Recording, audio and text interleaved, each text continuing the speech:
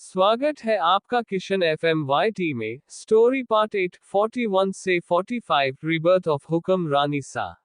गुनगुन ईशानी की आवाज में ही खुशी साफ महसूस करती थी और वह मुस्कुराते हुए बोलती है, मुझे समझ में नहीं आता है कि तुम इतनी बड़ी बेवकूफ कैसे हो। एक तो तुम राहुल को अपना सदा भाई जैसा मानती है, और तुम्हें ये भी नहीं पता है कि वह तुम्हारा ये काम कितनी आसानी से कर सकता था। यार कैसी हो तुम।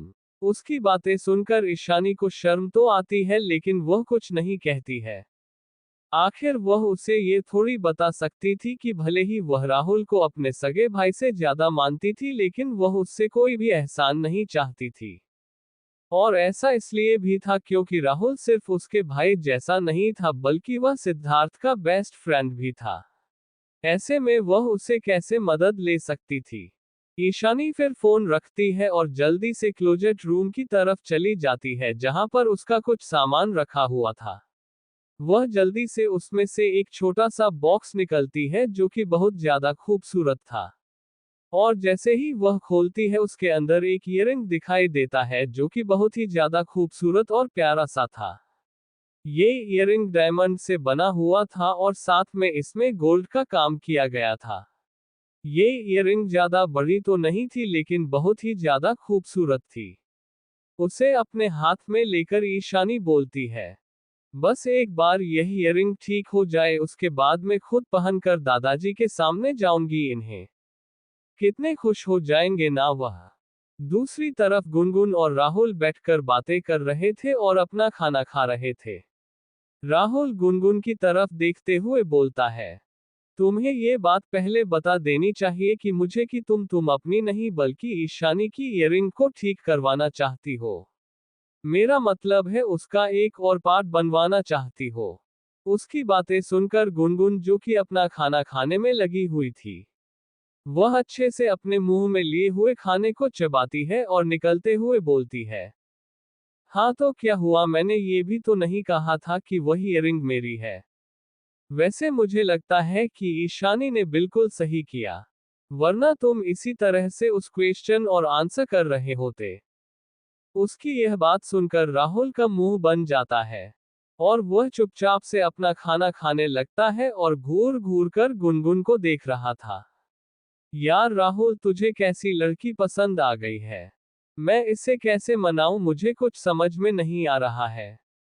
एक तो जब भी मैं इससे बात करने की कोशिश करता हूँ ये किसी और की बातें लेकर बैठ जाती है। हालांकि ईशानी कोई और नहीं है लेकिन फिर भी यार हमारी बात होनी चाहिए ना। अगर इसी तरह से चला रहा तो मेरा क्या होगा। राहुल अभी यह सब बातें अपने मन में सोच ही रहा था कि तभी गुनगुन के व्हाट्सएप पर एक फोटो आती है। गुनगुन तुरंत ही फोटो को क्लिक करके ओपन करती है और उसे देखते ही उसकी आंखों में चमक आ जाती है। और वह उससे फोटो को राहुल की तरफ बढ़ते हुए बोलती है, देखो यह है वह फोटो और यह ईयरिंग है, कितनी सुंदर है ना। परेशानी जब छोटी थी तब उसके साथ एक एक्सीडेंट हुआ था जिसकी वजह से इसका एक ईयरिंग खो गया। राहुल कैजुअल अपनी नजरें उसे फोटो पर डालता है लेकिन जैसे ही उसकी नजर उसे ईयरिंग पर बने हुए डिजाइन पर जाती है उसकी आंखें बाहर आने को हो जाती है। आखिर वह कैसे नहीं जानता था इस ईयरिंग को। वह खाते खाते ही अपनी स्पून को टेबल पर गिरा देता है और जल्दी से गुनगुन के हाथ से फोन ले लेता है और उसे अच्छे से चेक करने लगता है। गुनगुन को उसका बर्ताव बहुत अजीब लगता है लेकिन वह कुछ कहती नहीं है। तभी उसे राहुल की आवाज सुनाई देती है, गुनगुन क्या तुमने अभी अभी यह कहा है कि यह ईयरिंग ईशानी का है। उसकी बात सुनकर गुनगुन को गुस्सा आ जाता है और वह थोड़ा तेज आवाज में बोलती है, तुम्हारे कहने का मतलब क्या है। सिर्फ इसलिए क्योंकि बचपन में हम लोग अनाथ थे और हमारे पास पैसे नहीं थे इसलिए हमारे पास इस तरह की ज्वेलरी नहीं हो सकती है, यही कहना चाहते हो ना तुम। राहुल समझ गया था कि उसने शायद गलत तरीके से इस यही के बारे में पूछ लिया है। इसलिए वह तुरंत ही अपनी आवाज को शांत करते हुए और गुनगुन को शांत करते हुए बोलता है, देखो गुनगुन मुझे माफ कर दो अगर तुम्हें गलत लगा हो तो। लेकिन मेरा ये कहने का बिल्कुल भी मतलब नहीं है जैसा तुम समझ रही हो।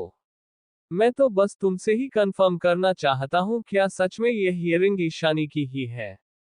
गुनगुन को भी लगता है कि उसमें शायद कुछ ज्यादा ही ओवर रिएक्ट कर दिया है, इसलिए वह भी अपने आप को शांत करते हुए बोलती है, हाँ, ये ईयरिंग ईशानी की ही है। एक बार दादाजी ईशानी को घूमने के लिए लंदन लेकर गए थे क्योंकि उसका बर्थडे आने वाला था। और उसकी बहुत इच्छा हो रही थी कि वह कहीं बाहर देश जाए क्योंकि उसने एक मूवी देखी थी बचपन में, तब से ही उसकी इच्छा बाहर देश घूमने की थी। और तुम तो जानते ही हो कि दादरी कितने अच्छे हैं और वह हमेशा ही ईशानी की हर एक विश को पूरा करते हैं।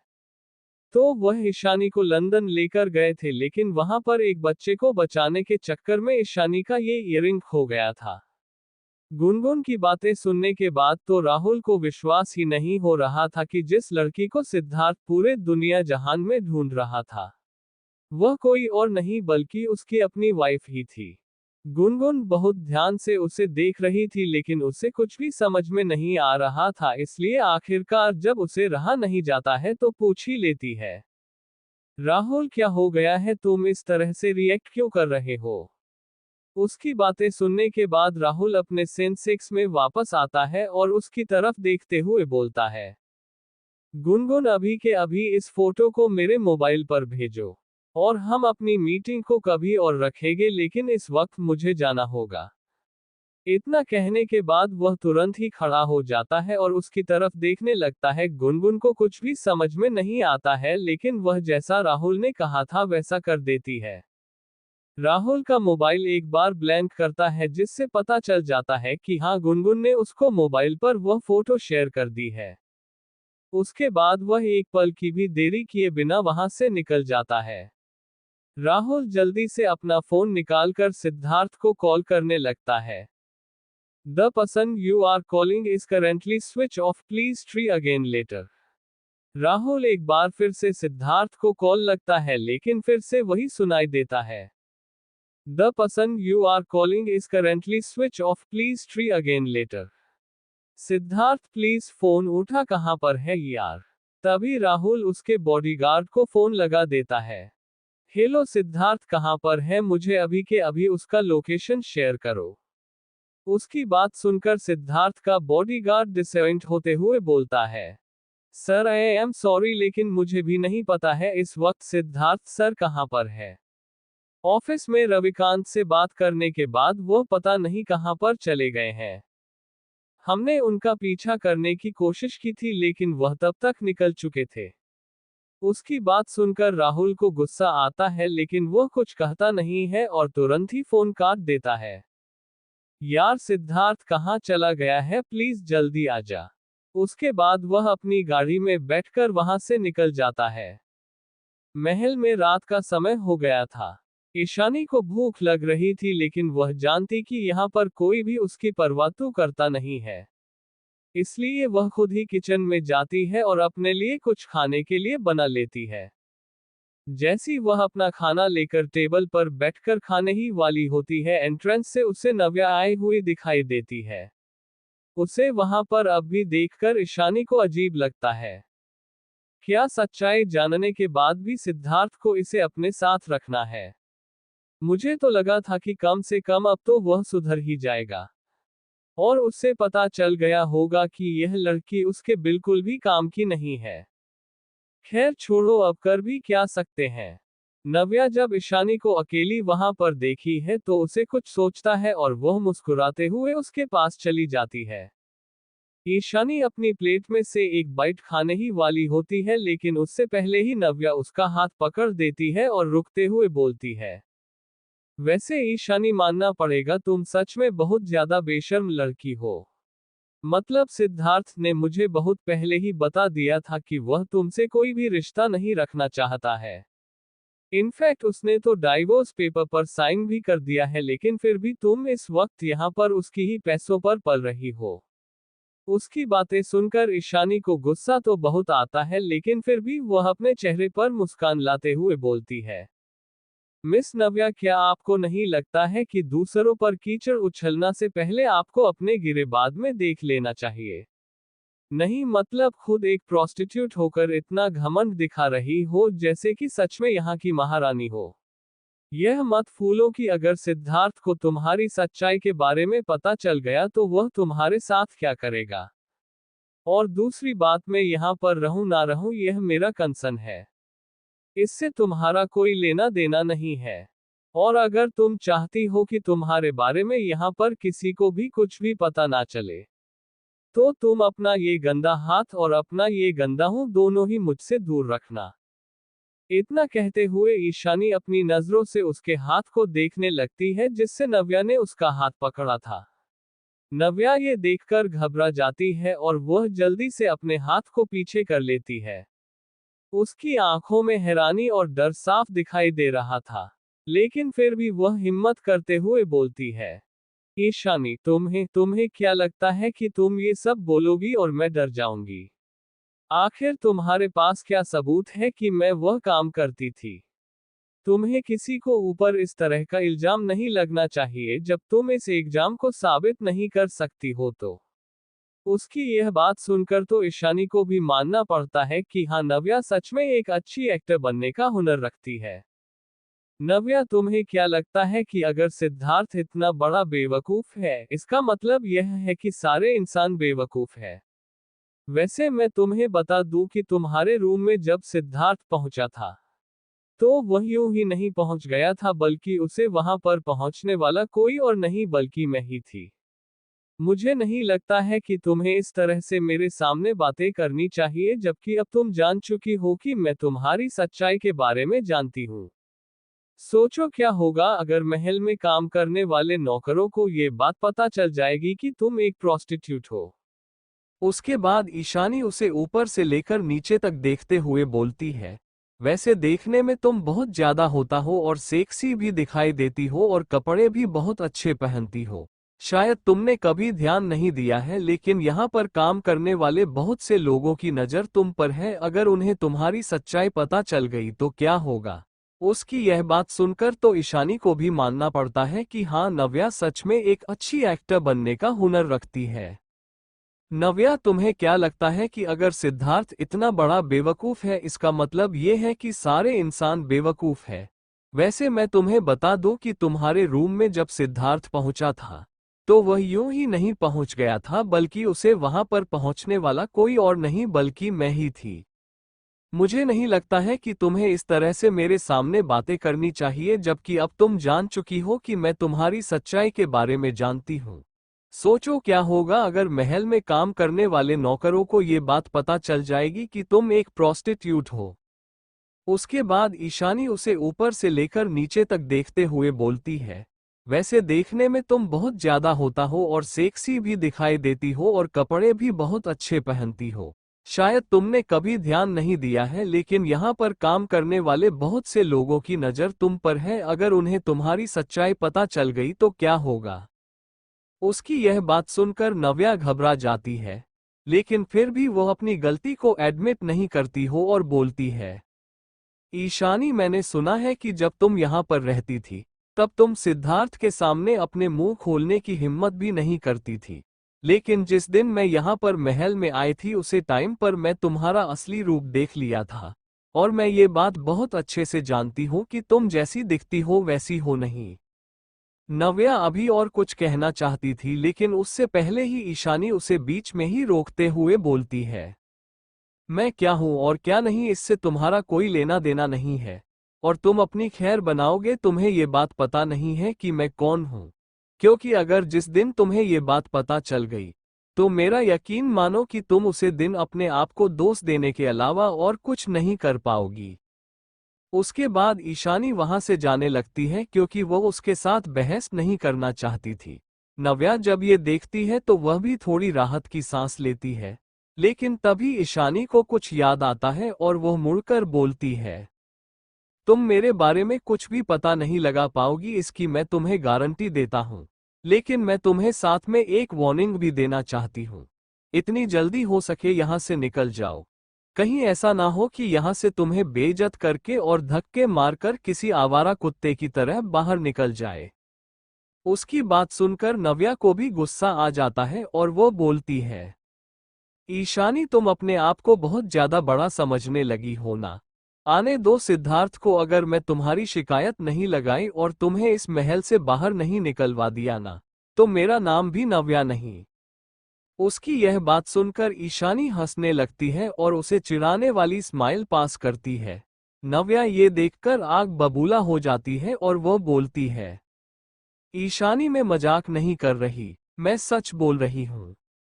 ईशानी इस मुस्कान के साथ नव्या की तरफ देखते हुए उसके पास जाती है और उसके कंधे पर अपना हाथ रखकर बहुत ही प्यारी आवाज में बोलती है, नव्या, ये कैसी बातें कर रही हो तुम? अगर तुमने सिद्धार्थ से मेरी शिकायत लगाई तो फिर तुम अपना नाम बदल दोगी। वैसे मुझे पता है कि तुम्हारा नाम नव्या नहीं है, तुम्हारा नाम तो रूबी है। जैसे ही ईशानी यह नाम बोलता है, नव्या एकदम से घबरा जाती है और 2 कदम पीछे ले लेती है। इसे देखकर ईशानी के चेहरे पर एक बड़ी वाली मुस्कान आ जाती है और वह बोलती है, क्या हुआ, तुम्हें ये नाम पसंद नहीं आया? पर ऐसा कैसे हो सकता है, जहां तक मुझे पता है तुम्हें तो ये नाम बहुत पसंद है। आखिर तुम्हारी रात के खरीदार जो कस्टमर है वह तुम्हें इसी नाम से तो बुलाते हैं। इतना कहने के साथ ही वो वहां से चली जाती है। नव्या अभी वहीं पर खड़ी हुई किसी पुतले की तरह लग रही थी। वो स्टैचू की तरह वहां पर खड़ी हुई थी कि तभी कोई उसके कंधे पर हाथ रखता है, जिससे वो डर जाती है और पीछे मुड़कर देखती है तो वहां पर उसे वैदेही दिखाई देती है। क्या हुआ, तुम इस तरह से यहाँ पर क्यों खड़ी हुई हो? तुम्हें तो मैं यहाँ पर सिद्धार्थ के लिए रखा हुआ था ना, तो तुम सिद्धार्थ के साथ न होकर इधर उधर क्यों घूमती रहती हो? तुम्हें पता है ना मैं कैसे करके सिद्धार्थ को कन्वेंस किया है कि तुम वही लड़की हो जिससे वह बचपन में प्यार करता था।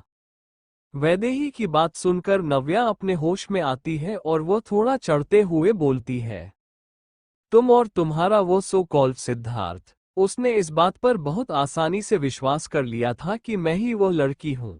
लेकिन पता नहीं क्यों मैं जब भी उसके पास जाने की कोशिश करती हूँ वह हमेशा ही मुझसे दूर भागता रहता है और कभी भी मेरे पास नहीं आता। वैदेही, मैं बता रही हूँ, तुमने जो मुझसे कहा था उसे पूरा करना होगा। जल्द से जल्द मेरी और सिद्धार्थ की शादी करवाओ ताकि मैं यहाँ की महारानी बन सकूं और उसके सारे पैसे मेरे हो जाए। की बात तुम अपना हिस्सा ले लेना और मैं अपना हिस्सा ले लूं और मैं यहाँ से निकल जाऊं। उसकी बातें सुनकर वैदेही, जो कि अभी अभी आकाश के रूम से होकर आई थी, आकाश अभी भी अपनी इस कंडीशन में बैठा हुआ था। डॉक्टर ने बताया था कि उसे किसी बात का सदमा लगाया है, लेकिन क्या यह अभी तक नहीं पता है। जब उसने नव्या को इस तरह से यहाँ पर खड़े हुए देखा तो उसे लगा कुछ हुआ होगा, लेकिन उसने यह नहीं सोचा था कि वह उसे इस तरह से बात करेगी। एक तो वैदेही वैसे ही परेशान थी, ऊपर से उसकी यह बातें सुनकर वह और भी ज्यादा गुस्से हो जाती है और वह थोड़ा गुस्से में उसके हाथ को टाइट से पकड़ते हुए बोलती है, रूबी, तुम अपनी औकात मत भूलो कि तुम कौन हो। कम से कम तुम मेरे साथ काम कर रही हो, इसलिए तुम्हारे साथ वह सब नहीं हो रहा है जो तुम्हारे साथ पहले होता था। तुम भी जानती हो कि मैं कितना कुछ नहीं किया है सिद्धार्थ को ये दिलाने के लिए कि तुम ही वह लड़की हो जिससे वह प्यार करता है। और हमारा प्लान तो इतना अच्छा जा रहा है, फिर भी मुझे समझ में नहीं आ रही है कि तुम्हारी प्रॉब्लम क्या है। अब तो ईशानी भी हमारे रास्ते से हट गई है, उन लोगों का डाइवोर्स होने वाला है, 1 महीना तो बीत ही गया है, अब 5 महीने और रह गए हैं। और तुम भी जानती हो कि सिद्धार्थ मुझ पर कितना विश्वास करता है। उसकी बातें सुनकर नव्या थोड़ी सी शांत हो जाती है, लेकिन वो उसको यह नहीं बताना चाहती थी कि ईशानी को उसकी सच्चाई पता चल गई है। और वो उसे ये भी नहीं बता सकती थी कि सिद्धार्थ ने उसे किसी और लड़के के साथ रंगे हाथ पकड़ लिया है। नव्या थोड़ा अपने आप को शांत करती है और बोलती है, देखो वैदेही, अभी तो मुझे नहीं पता है कि सिद्धार्थ कहाँ पर है, लेकिन जैसे ही वह आता है मैं उसे जल्द से जल्द शादी करने के लिए मनाने की कोशिश करती हूँ। शादी ना सही, लेकिन एंगेजमेंट तो हमारी हो ही सकती है। लेकिन जब से मैं यहाँ पर आई हूँ मेरे सारे पैसे खत्म हो गए हैं और तुम तो जानती ही हो अगर मैंने उससे पैसे मांगे तो उसे मुझ पर शक हो सकता है। इसलिए मुझे अभी के अभी 50 लाख रुपए ट्रांसफर करो। उसकी बात सुनकर वैदेही हैरान हो जाती है और वह थोड़ा गुस्से में नव्या की तरफ देखते हुए बोलती है, नव्या, तुम्हारा दिमाग तो ठिकाने पर है ना? अभी थोड़े दिन पहले ही तो मैं तुम्हें 25 लाख रुपए दिए थे, उसका क्या हुआ? जो आप फिर से तुम्हें 50 लाख रुपए की जरूरत पड़ गई है। उसकी बात सुनकर नव्या बहुत ही एटीट्यूड से बोलती है। वैदेही, तुम्हें नहीं लगता है कि तुम इस वक्त बहुत ज्यादा ऊंची आवाज में बात कर रही हो मुझसे? भूलो मत कि मैं तुम्हारी कोई नौकरानी नहीं हूं, और अभी के जितने भी खर्च मेरे होंगे वो सब तुम्हें ही उठाने होंगे। बकवास करना बंद करो और जल्द से जल्द मेरे अकाउंट में पैसे ट्रांसफर हो जानी चाहिए। इतना बोलकर वो तुरंत ही अपने रूम की तरफ चली जाती है। वहीं लिविंग हॉल में वैदेही गुस्से से कांप रही थी। मैंने गलती कर दी है इस लड़की को अपने प्लान में शामिल करके। इसे तो मुझे वहीं छोड़ देना चाहिए था जब मैं इसे देखा था पहली बार, पर अब कभी क्या सकते हैं, यह मेरे प्लान का हिस्सा है और अब मैं इसे बदल भी नहीं सकती हूँ। इतना बोलने के साथ ही वह भी अपने रूम की तरफ चली जाती है। राजस्थान के एक बहुत ही लग्जरियस और बड़े से महल के सामने 8 से 10 गाड़ियां आकर रुकती है। रात का समय था और वह महल और भी ज्यादा खूबसूरती से जगमगा रहा था।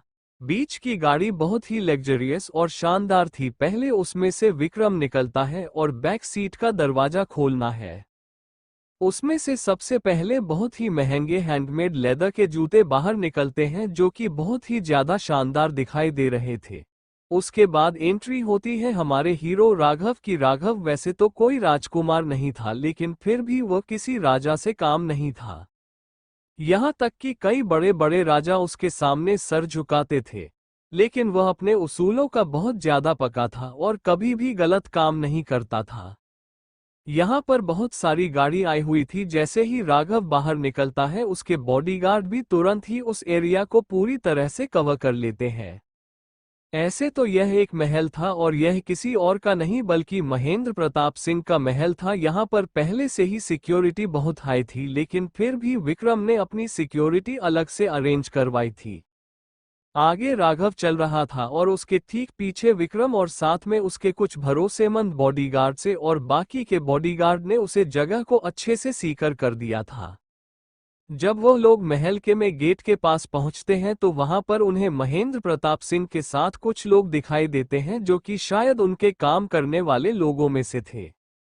महेंद्र प्रताप सिंह के चेहरे पर इस वक्त कोई भी भाव नहीं थे। वो बिल्कुल शांत खड़े हुए थे, लेकिन उन्होंने राघव को अपने यहाँ पर ऐसे गेस्ट इनवाइट किया था, इसलिए वह खुद यहाँ पर मौजूद थे ताकि वह अपने गेस्ट को वेलकम कर सके। खुद महेंद्र प्रताप सिंह भी राघव की अपीयरेंस को नजरअंदाज नहीं कर सकते थे। जैसे ही राघव उनके पास पहुंचता है वो उन्हें बहुत ही आदर के साथ अपने दोनों हाथ जोड़कर नमस्ते करता है। नमस्ते मिस्टर महेंद्र प्रताप सिंह। राघव के मुंह से अपने लिए मिस्टर महेंद्र प्रताप सिंह सुनकर दादाजी को अच्छा नहीं लगता है, इसलिए वह थोड़ा झूठा गुस्सा दिखाते हुए बोलते हैं। राघव अग्निहोत्री, मुझे लगता है कि हम आज से पहले तो कभी मिले नहीं हैं, लेकिन सुबह जब हम मंदिर में मिले थे तब ईशानी बिटिया और आप एक दूसरे को अच्छे से जानते थे। इस हिसाब से हम आपके भी दादाजी हुए, और हमें बिल्कुल भी अच्छा नहीं लगेगा कि आप हमें दादाजी ना बोलकर महाराज या हमारे नाम से बुलाएं। यह कोई ऑफिशियल मीटिंग नहीं है जिसके लिए हमने यहाँ पर आपको बुलाया है। महेंद्र प्रताप सिंह के चेहरे पर इस वक्त कोई भी भाव नहीं थे। वो बिल्कुल शांत खड़े हुए थे, लेकिन उन्होंने राघव को अपने यहाँ पर ऐसे गेस्ट इनवाइट किया था, इसलिए वह खुद यहाँ पर मौजूद थे ताकि वह अपने गेस्ट को वेलकम कर सके। खुद महेंद्र प्रताप सिंह भी राघव की अपीयरेंस को नजरअंदाज नहीं कर सकते थे। जैसे ही राघव उनके पास पहुंचता है वो उन्हें बहुत ही आदर के साथ अपने दोनों हाथ जोड़कर नमस्ते करता है। नमस्ते मिस्टर महेंद्र प्रताप सिंह। राघव के मुंह से अपने लिए मिस्टर महेंद्र प्रताप सिंह सुनकर दादाजी को अच्छा नहीं लगता है, इसलिए वह थोड़ा झूठा गुस्सा दिखाते हुए बोलते हैं। राघव अग्निहोत्री, मुझे लगता है कि हम आज से पहले तो कभी मिले नहीं हैं, लेकिन सुबह जब हम मंदिर में मिले थे तब ईशानी बिटिया और आप एक दूसरे को अच्छे से जानते थे। इस हिसाब से हम आपके भी दादाजी हुए, और हमें बिल्कुल भी अच्छा नहीं लगेगा कि आप हमें दादाजी ना बोलकर महाराज या हमारे नाम से बुलाएं। यह कोई ऑफिशियल मीटिंग नहीं है जिसके लिए हमने यहाँ पर आपको बुलाया है। प्राची और वरुण इस वक्त एक रेस्टोरेंट में खाने के लिए गए हुए थे। एक कोने वाले टेबल में बैठकर हमेशा की तरह प्राची अपने लैपटॉप में काम कर रही थी, वही वरुण उसे देख रहा था। क्या हुआ, तुम मुझे आज इस तरह से क्यों देख रहे हो? आज से पहले तो तुम कभी मुझ पर इतनी मेहरबान नहीं हुए थे कि मुझे खाना खिलाने के लिए यहाँ पर लेकर आए हो। उसकी बात सुनकर वरुण के चेहरे पर मुस्कान आ जाती है और वह बोलता है, हाँ वो इसलिए क्योंकि मुझे अभी अभी पता चला है कि आज किसी का स्पेशल डे है। उसकी बात सुनकर प्राची को कुछ भी समझ में नहीं आता है, इसलिए वो बोलती है, तुम्हारे कहने का क्या मतलब है, साफ साफ बताओगे? ऐसा कौन सा स्पेशल दिन है जिसके लिए तुम स्पेशल मुझे यहाँ पर लेकर आए हो और अपनी तरफ से ट्रीट दे रहे हो? वरुण को समझ में नहीं आ रहा था कि इतनी अच्छी हिंट देने के बावजूद भी यह लड़की समझ क्यों नहीं पा रही है। आखिरकार हार मानकर फिर वह बोलता है, बुद्धू कोई इतना बड़ा बेवकूफ कैसे हो सकता है? क्या तुम्हें सच में नहीं पता है कि आज कौन सा दिन है, या मेरे सामने बेवकूफ बनने की एक्टिंग कर रही हो? प्राची को अभी समझ में नहीं आ रहा था, इसलिए वो थोड़ा फ्रस्ट्रेटेड होते हुए बोलती है, वरुण बताओ भी, अब इस तरह से मिस्ट्री क्रिएट करना बंद करो। वरुण एक गहरी लंबी सांस लेता है और फिर पीछे मुड़कर देखा है जहां पर एक वेटर अपने हाथ में ट्रे लेकर खड़ा हुआ था। वह अपनी आंखों के इशारे से उस स्वेटर को अपने पास आने का इशारा करता है, जिसे वह वेटर अच्छे से समझता है और मुस्कुराते हुए प्राची और वरुण की तरफ जाने लगता है। थोड़ी ही देर में वह वहां पर पहुंच जाता है। प्राची ये देखकर हैरान हो जाती है क्योंकि अभी तक उन्होंने यहाँ पर कुछ भी ऑर्डर नहीं किया था, तो यह वाटर उसके हाथ में क्या लेकर आया है? वह कुछ बोलते ही वाली होती है, लेकिन उससे पहले ही वह वेटर अपने हाथ में लाई हुई ट्रे को टेबल पर रखता है और वहां से चला जाता है। यार क्या अजीब सा रेस्टोरेंट है ये, हमने अभी तक कुछ भी ऑर्डर नहीं किया है और यह यहाँ पर यह सारी चीज लेकर आ गया है। उसकी बात सुनकर वरुण मुस्कुराता है और बोलता है, रेस्टोरेंट एकदम ठीक है, ये सब मैंने पहले ही ऑर्डर कर दिया था। इतना कहते हुए वरुण उस ट्री के ऊपर से कवर हटा देता है। जैसे ही वो कर उठना है, उसके अंदर एक छोटा सा लेकिन बहुत ही सुंदर और टेस्टी सा चॉकलेट केक दिखाई देता है। उसे देखकर प्राची खुश होने की जगह गुस्सा हो जाती है और अपनी चेयर से उठकर वरुण की तरफ देखते हुए बोलती है, वरुण तुमसे ये सब करने के लिए किसने कहा था? तुम जानते हो ना मुझे ये सब करना बिल्कुल भी पसंद नहीं है। वरुण भी उसका इस तरह का रिएक्शन देखकर हैरान रह जाता है और वह भी प्राची को शांत करते हुए बोलता है, प्राची प्रॉब्लम क्या है? आज तुम्हारा बर्थडे है और तुम अपना ही बर्थडे सेलिब्रेट क्यों नहीं करना चाहती हो? हर लड़की चाहती है कि उसका बर्थडे अच्छे से सेलिब्रेट किया जाए, तो फिर तुम ऐसा क्यों नहीं चाहती हो? और प्लीज इस तरह से रिएक्ट मत करो क्योंकि सब लोग हमारे आसपास मौजूद हैं।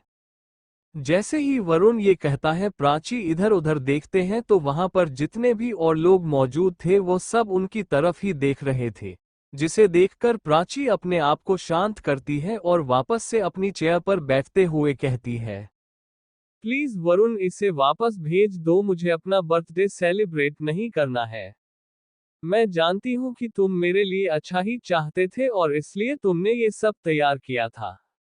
उसके लिए बहुत बहुत थैंक यू, लेकिन मैं यह एक्सेप्ट नहीं कर सकती। उसकी बात सुनकर वरुण भी कुछ सोचते हुए वेटर की तरफ देखते हुए उसे बर्थडे केक को वापस ले जाने के लिए इशारा कर देता है।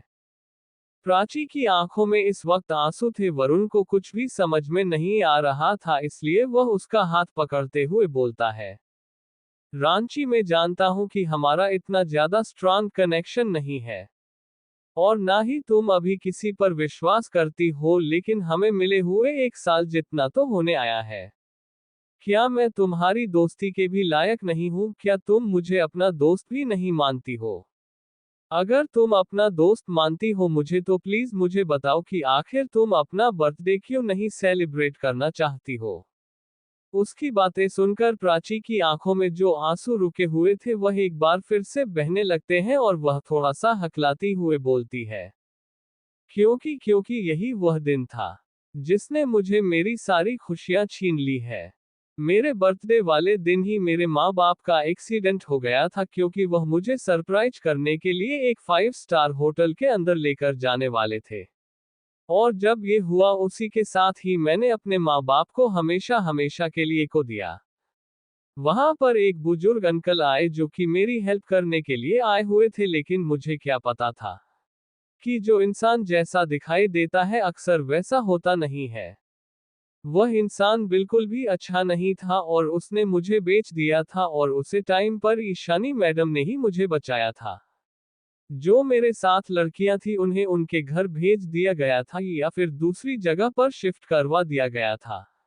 लेकिन इस दुनिया में मेरे माँ बाप के अलावा कोई और था ही नहीं। और इसलिए ही मैंने ईशानी दीदी के साथ काम करने के लिए सोच लिया था। मैं नफरत करती हूँ अपने बर्थडे से।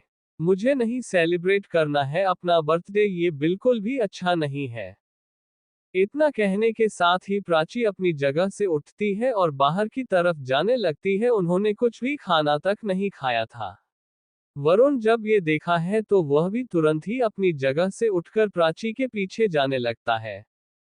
प्राची थोड़ी सी आगे चल रही थी, रात का समय था इसलिए रस काम था, लेकिन अंधेरा हो गया था।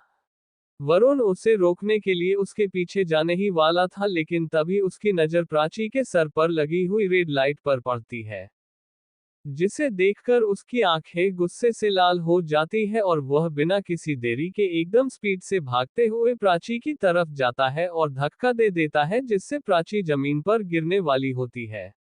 लेकिन वह उसे गिरने से बचने के लिए उसका हाथ पकड़ लेता है, लेकिन बैलेंस नहीं कर पाता है, जिसकी वजह से वह भी प्राची के साथ जमीन पर 3 बार रोल होते हुए उसके ऊपर आ जाता है। प्राची एक तो पहले से ही दुखी थी और अब इस तरह से इंसिडेंट होने के साथ ही वह एकदम से गुस्से में आ जाती है। वह अपनी आंखें खोलकर सबसे पहले वरुण को देखते हैं जो कि एक दिशा में देख रहा था। ये देखकर प्राची को और भी गुस्सा आता है क्योंकि इस वक्त उन लोगों की पोजीशन बहुत ही ज्यादा इंटीमेट थी, जिससे प्राची को कुछ भी सोचने समझने का वक्त ही नहीं मिला और वह जोर से वरुण को धक्का देकर अपने आप से अलग कर देती है और जल्दी से खड़ी हो जाती है। वरुण जब ये देखा है तो वह खड़ा होकर प्राची से कुछ खाने ही वाला होता है, लेकिन उससे पहले ही एक जोरदार थप्पड़ उसके गाल पर आकर लगता है, जिससे वरुण पूरी तरह से हैरान रह जाता है। तभी उसे प्राची की आवाज सुनाई देती है, वरुण मैं नहीं सोचा था कि तुम इस तरह की लड़के होंगे। सच में तुम सब लड़की एक जैसे होते हो। सबकी सोच एकदम घटिया होती है, बस लड़की का शरीर पाना चाहते हैं और कुछ नहीं। लड़की क्या सोचती है, उसकी फीलिंग्स क्या है, तुम लोगों को उससे कोई मतलब नहीं होता है। मैं जानती हूँ कि तुम मुझे पसंद करती हो, लेकिन फिर भी मैं तुमसे दूरी बनाकर रखती थी क्योंकि मुझे लड़कों से नफरत है। लेकिन पिछले 1 साल में जिस तरह से तुम मेरे साथ पेश आए थे उससे मुझे तुम अच्छे लगने लगे थे। पर नहीं, मैं पहले जो सोचती थी वही सही था। तुम सब लोग एक जैसे हो। I hate you, I really hate you. आज के बाद कभी भी मुझे अपनी शक्ल मत दिखा देना। इतना कहकर प्राची वहां से जाने ही वाली होती है कि तभी वरुण अपनी गल निकलता है और उसे दिशा में गोली चल देता है जहां से प्राची को करने के लिए हमला हुआ था। गन की आवाज सुनकर प्राची पीछे मुड़कर देखती है तो उसे दिशा में दिखती है जहां पर वरुण ने गोली चलाई थी। वहां पर एक इंसान जमीन पर पड़ा हुआ था।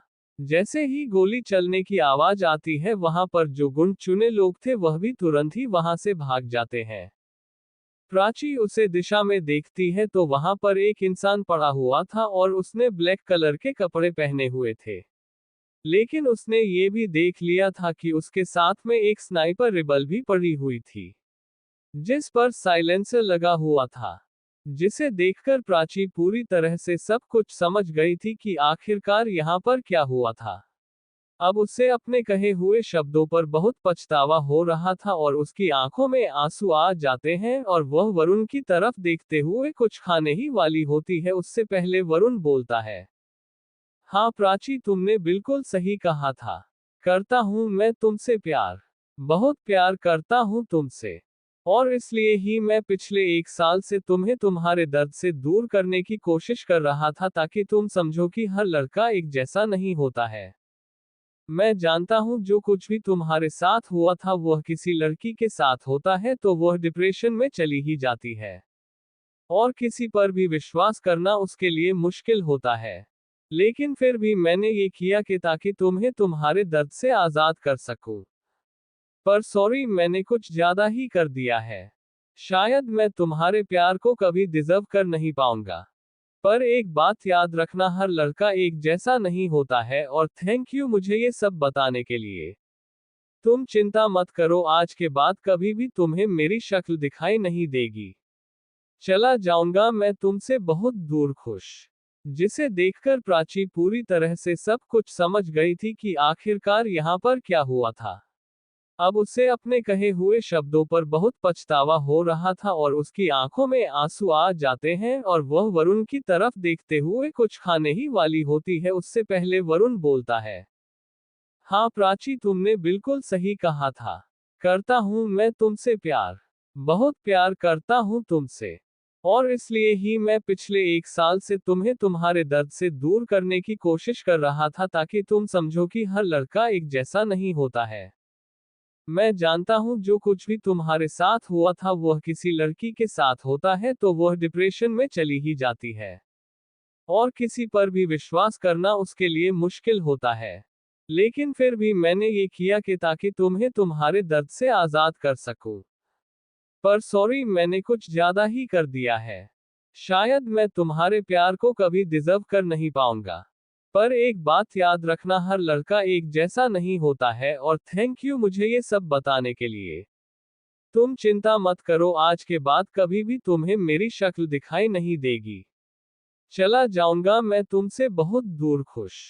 इतना कहने के साथ वरुण उससे तरफ चला जाता है जहां पर उस लड़की की लाश पड़ी हुई थी। इस तरह से तो छोड़ नहीं सकता था, इसलिए वह उसे अपने साथ लेकर चला जाता है। उसके साथ साथ वहां पर और भी लोग थे जो कि उनके साथ ही काम करने वाले थे।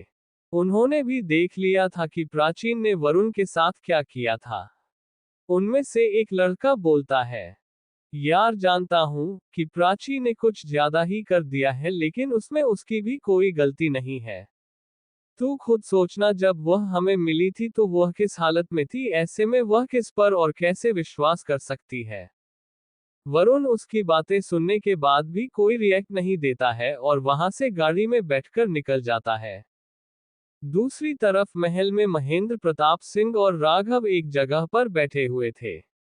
नौकरों को महाराज ने पहले ही अपना अपना काम करने के लिए भेज दिया था और वहां पर एकांत के लिए कह दिया था। कोई सबके जाने के बाद राघव दादाजी की तरफ देखा है, बोलता है, दादाजी क्या आप बता सकते हैं कि आपने मुझे यहाँ पर क्यों बुलाया है?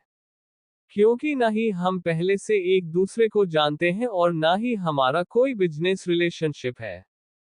राघव के सवाल सुनकर दादाजी मुस्कुराते हैं और बोलते हैं, हाँ बेटा, ये बात मैं बहुत अच्छे से जानता हूँ कि हमारा कोई भी कांटेक्ट नहीं है। लेकिन आज मैंने मंदिर में जो देखा है उससे लगता है मुझे कि हमारा जरूर आगे रिश्ता बनने वाला है। मैं तुमसे इधर उधर की बातें नहीं करूंगा, डायरेक्ट से फॉरवर्ड बात करूंगा। क्या तुम ईशानी को पसंद करते हो?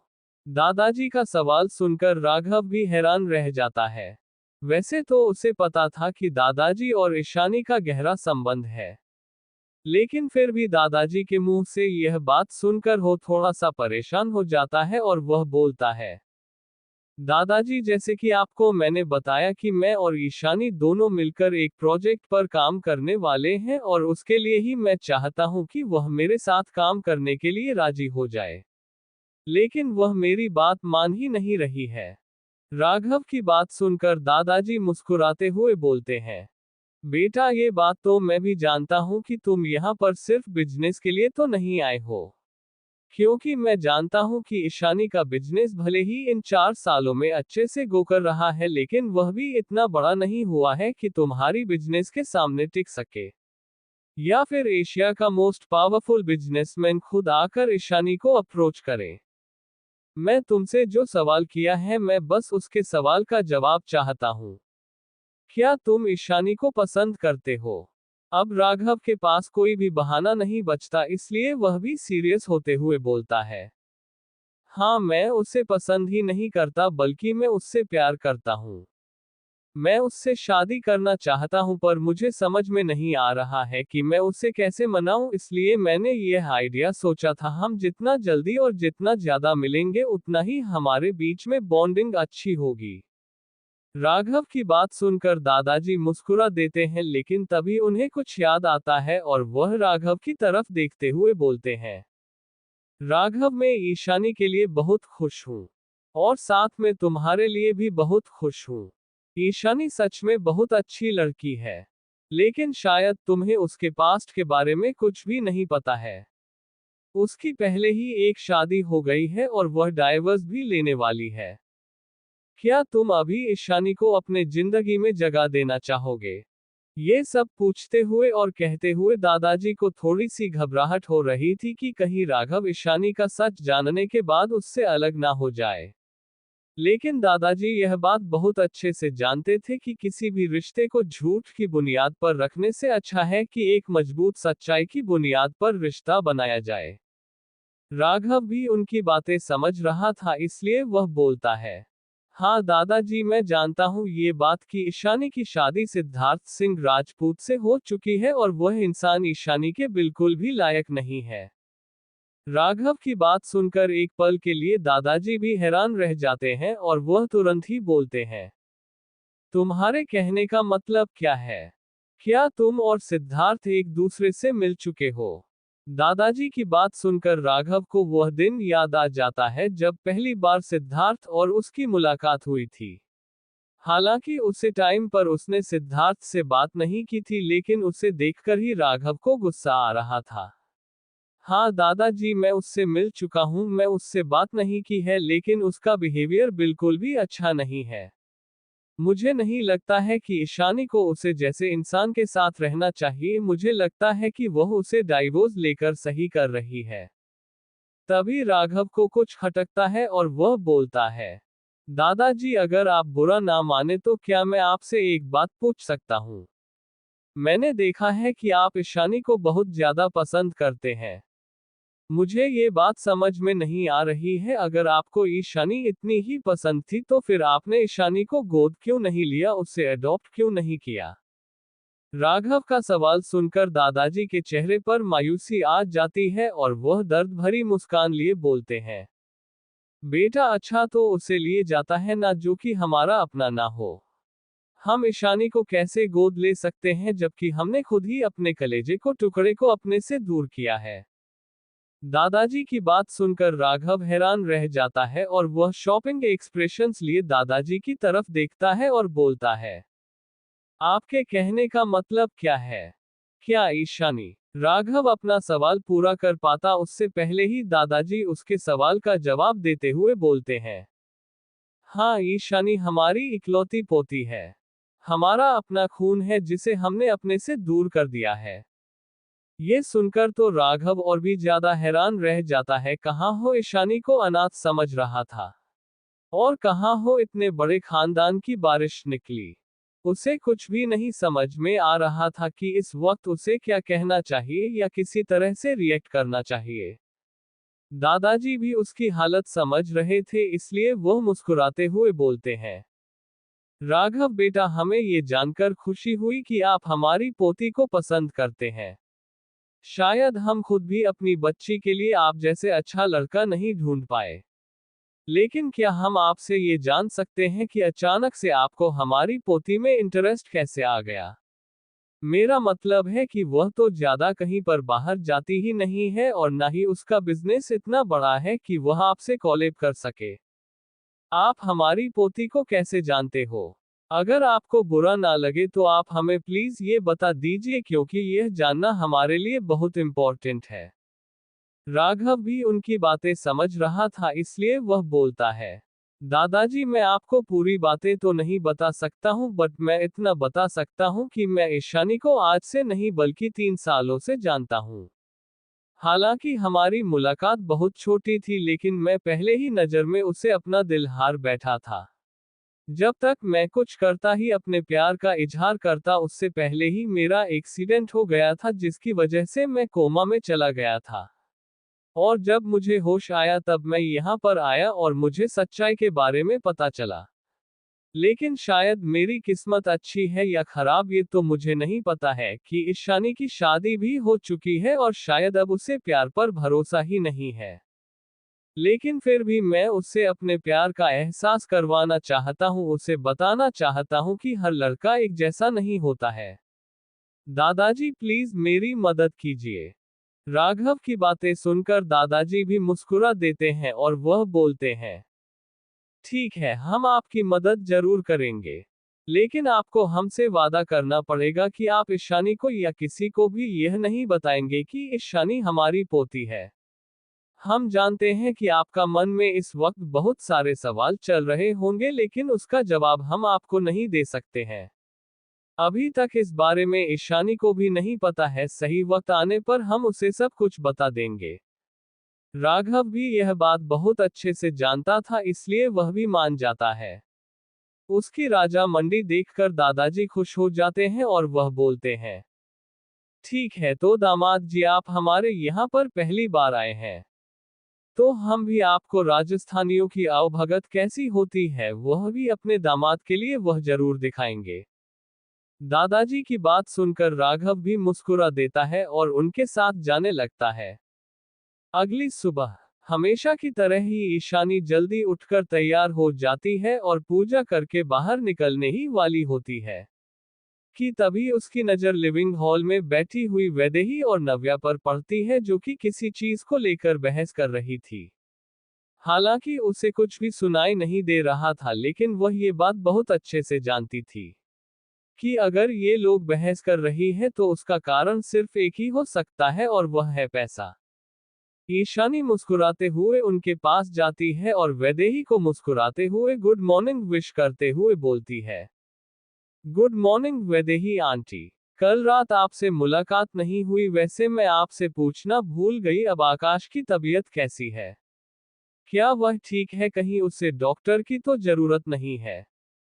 वैसे मैंने देखा था तो उसकी हालत ठीक नहीं थी। क्या उसने आपको कुछ बताया कि उसके साथ क्या हुआ था? ईशानी ने जानबूझकर यह सब बातें नव्या के सामने कही थी, क्योंकि नव्या की नजर कहीं ना कहीं आकाश पर भी थी। लेकिन उसे कोई फर्क नहीं पड़ता था, लेकिन फिर भी अब वह अपने दुश्मनों को खुश होते हुए कैसे देख सकती थी? उसके सवाल सुनकर वैदेही के तन बदन में आग लग जाती है। लेकिन अफसोस कि वह कुछ कर नहीं सकती थी, इसलिए वह थोड़ा मायूस होते हुए बोलती है। हालांकि उसे कुछ भी सुनाई नहीं दे रहा था, लेकिन वह ये बात बहुत अच्छे से जानती थी कि अगर ये लोग बहस कर रही है तो उसका कारण सिर्फ एक ही हो सकता है और वह है पैसा।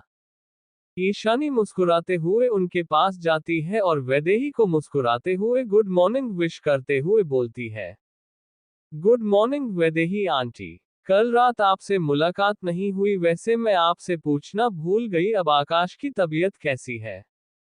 क्या वह ठीक है? कहीं उसे डॉक्टर की तो जरूरत नहीं है? वैसे मैंने देखा था तो उसकी हालत ठीक नहीं थी। क्या उसने आपको कुछ बताया कि उसके साथ क्या हुआ था? ईशानी ने जानबूझकर यह सब बातें नव्या के सामने कही थी, क्योंकि नव्या की नजर कहीं ना कहीं आकाश पर भी थी। लेकिन उसे कोई फर्क नहीं पड़ता था, लेकिन फिर भी अब वह अपने दुश्मनों को खुश होते हुए कैसे देख सकती थी? उसके सवाल सुनकर वैदेही के तन बदन में आग लग जाती है। लेकिन अफसोस कि वह कुछ कर नहीं सकती थी, इसलिए वह थोड़ा मायूस होते हुए बोलती है, मुझे समझ में नहीं आ रहा है कि अचानक से आकाश को क्या हो गया है। मैंने अपने लोगों को भेजकर पता लगवाने की कोशिश भी की थी, लेकिन कोई भी उसके बारे में कुछ भी पता नहीं लगता पाया है। सेमी कोलन उद्धरण चिन्ह। वैदेही की बात सुनकर आयशा अपने मन में खुश हो जाती है और वह अपने मन में बोलती है, अगर मैं ना चाहूं कि खुशी को मेरे बारे में ना पता चले तो कोई मेरे बारे में कुछ भी पता नहीं कर सकता है। तुम जाहिलों ने मेरा किडनैप तब किया था जब मैं बहुत ज्यादा टूटी हुई थी और मैं खुद ही अपनी सिक्योरिटी को अपनी से दूर कर दिया था। और मुझे हमेशा भाग कर रखा था, क्योंकि अगर तुम लोगों ने ऐसा नहीं किया होता तो मैं तुम लोगों की जान इस वक्त ले लेती। ईशानी यह सब सो ही रही थी कि तभी एक बार फिर से उसे वैदेही की आवाज सुनाई देती है। ईशानी, क्या तुमने सिद्धार्थ को कहीं पर देखा है? अगर वह होता तो अच्छी से अच्छी डॉक्टर को बुलाकर आकाश की हालत में सुधार करवा सकता था, लेकिन वह इस वक्त कहीं पर भी दिखाई नहीं दे रहा है। वैदेही की बात सुनकर ईशानी को भी याद आता है कि हाँ, कल पूरी रात सिद्धार्थ वापस नहीं आया है।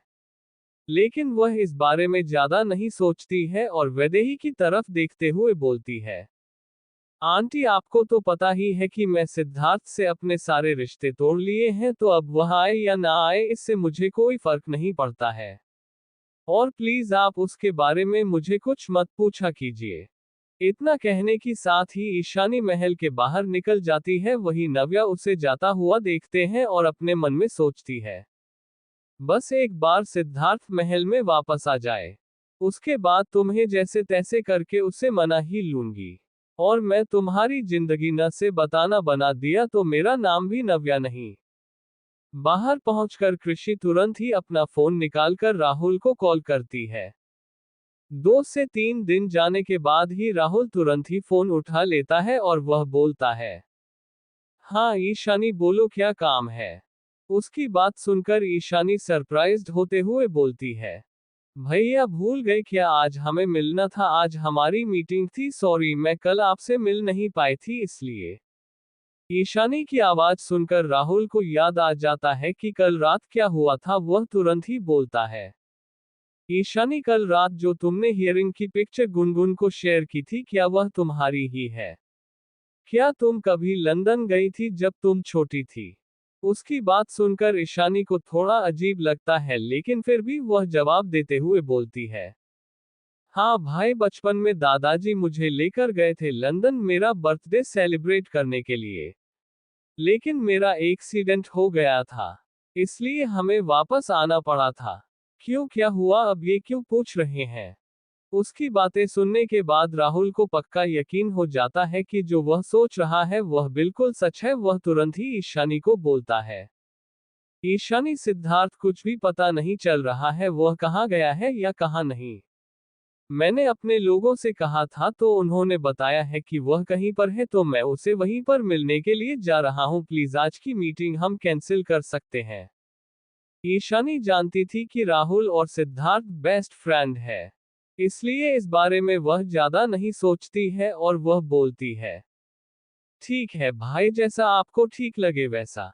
अब मैं चलती हूँ, बाय बाय, अपना ख्याल रखना। इतना कहने के साथ ही ईशानी फोन रख देती है और अपने ऑफिस के लिए निकल जाती है। राहुल भी अपनी कार लेकर उसे तरफ चला जाता है जहां पर उसके आदमी ने खबर दी थी इसका सिद्धार्थ वहां पर मौजूद है। यह एक जगह जयपुर से थोड़ी दूर बनी हुई थी और यहाँ पर बहुत कम लोग रहते थे, लेकिन वह जो घर बने थे वह काफी ज्यादा शानदार और लग्जरियस थे। राहुल को समझ में नहीं आ रहा था कि सिद्धार्थ यहाँ पर क्या कर रहा है।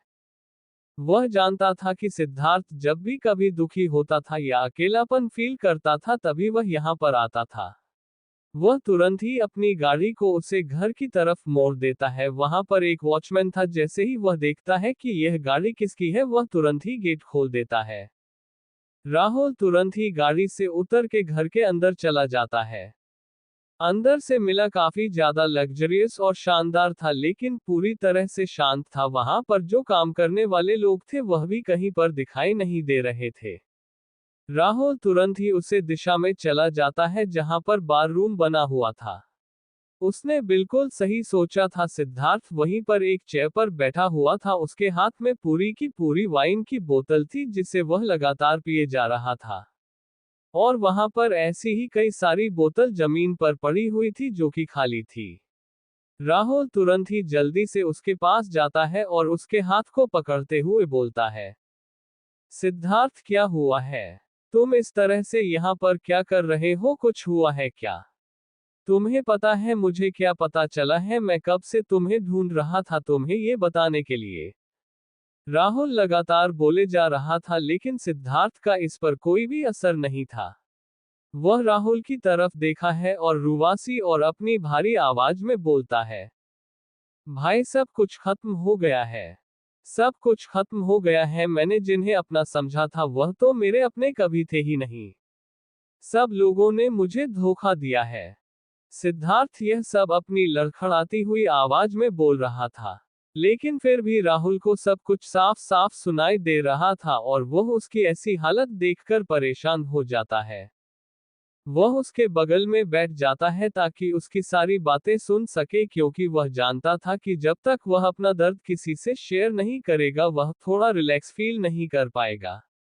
सिद्धार्थ आगे बोलता है, तू सही कहता था। नव्या वह लड़की नहीं है जिससे मैं प्यार करता हूँ। हालांकि मैंने कभी भी तेरी बात नहीं मानी, लेकिन मैंने कभी नहीं सोचा था कि नव्या एक प्रोस्टिट्यूट होगी। और मुझे ये भी पता है कि यह सब किसने किया है। हालांकि राहुल को हमेशा से ही पता था कि नव्या वह लड़की नहीं है, इसके बारे में सिद्धार्थ हमेशा बात करता था। लेकिन उसने कभी यह नहीं सोचा था कि नव्या एक प्रोस्टिट्यूट होगी। यार, मैं ईशानी के साथ बहुत गलत किया है। उसने सही कहा था उसे दिन की, अगर मैं उससे प्यार नहीं करता था तो उससे शादी करने की जरूरत नहीं थी। सब कुछ मेरी गलती है।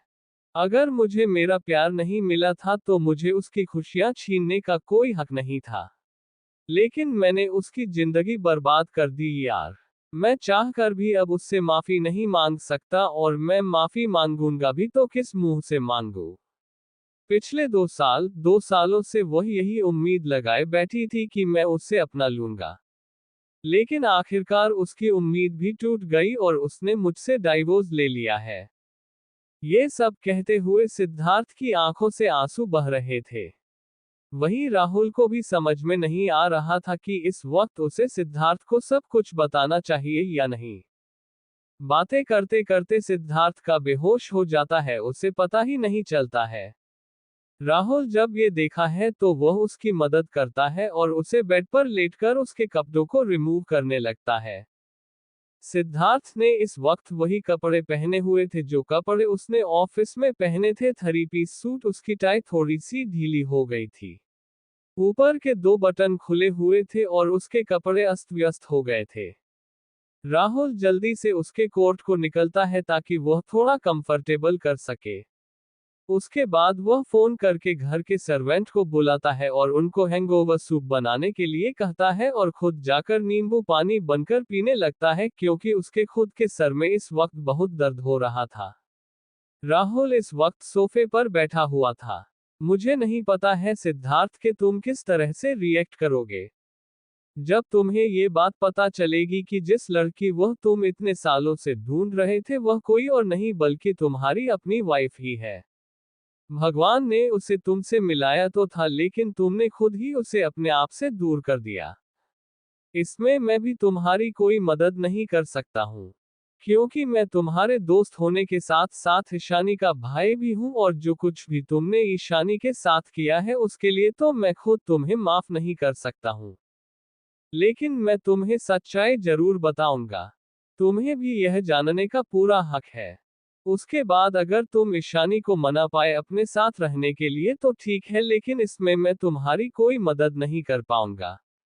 दूसरी तरफ ईशानी अपने केबिन में बैठी हुई थी और उसके सामने गुनगुन थी, जो कि बहुत ही ज्यादा खुश नजर आ रही थी। यार ईशानी, मुझे बताओ, क्या तुम्हारे पास कोई ऐसा तोता आ गया है जो कि तुम्हें भविष्यवाणी करके दे रहा है? नहीं, मतलब तुम्हें फ्यूचर में होने वाली चीजों के बारे में कैसे पता चला? तुम विश्वास नहीं करोगी, लेकिन हम सच में मल्होत्रा कॉर्पोरेशन के 51% के ओनर बन गए हैं। और मैं इस बारे में पता लगवाया है कि यह कंपनी और भी ज्यादा ग्रो करने वाली है। अच्छा हुआ हमने हमारे पिछले शहर सारे भेज दिए, क्योंकि उससे कंपनी के तो बहुत ही ज्यादा बुरे हाल है। जो दिन जा रहे हैं वह दिन जा रहे हैं, उसके बाद वह कंपनी पूरी तरह से बैंकक्रप्ट होने वाली है। गुनगुन को इस तरह से चाहता हुआ देखकर निशानी मुस्कुराती है, लेकिन कुछ कहती नहीं है। यार ईशानी, बताओ ना मुझे, आखिर तुम्हें इस बारे में कैसे पता चला? क्या सच में तुम्हारे पास कोई सीक्रेट है? गुनगुन की एक्साइटमेंट देखकर ईशानी मुस्कुराती है और वह बोलती है, हाँ मैं अपना पूरा एक जन्म की कर आई हूँ, इसलिए मुझे फ्यूचर में होने वाली सारी चीजों के बारे में पता है। और मैं बहुत कुछ बता सकती हूँ, लेकिन उसके लिए तुम्हें मुझे पैसे देने पड़ेंगे।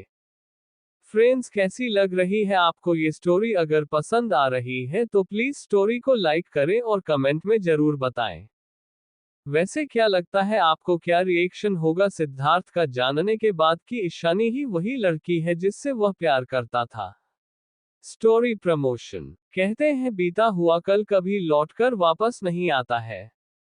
लेकिन क्या हो जब बीता हुआ कल इतना ज्यादा भयानक हो जिसके चलते भगवान को ना चाहते हुए भी आपको एक और मौका देना पड़े अपनी गलती सुधारने का। ऐसा ही कुछ हुआ था आयशा मेहरा के साथ। उसकी मौत की वजह वह खुद ही थी और उसका अंधा विश्वास था। उसकी खुद की मौत तो बहुत ही भयानक हुई थी, साथ ही साथ उसका अपना पति अर्जुन कपूर, जो कि इंडिया का बिजनेस किंग था और साथ ही साथ माफिया का भी, वह भी आयशा को बचाने के चक्कर में अपनी जान से हाथ धो बैठता है। क्या आयशा ले पाएगी खुद के और अपने पति की मौत का बदला? कैसी होगी उसकी नई life? Reborn to love my devil husband।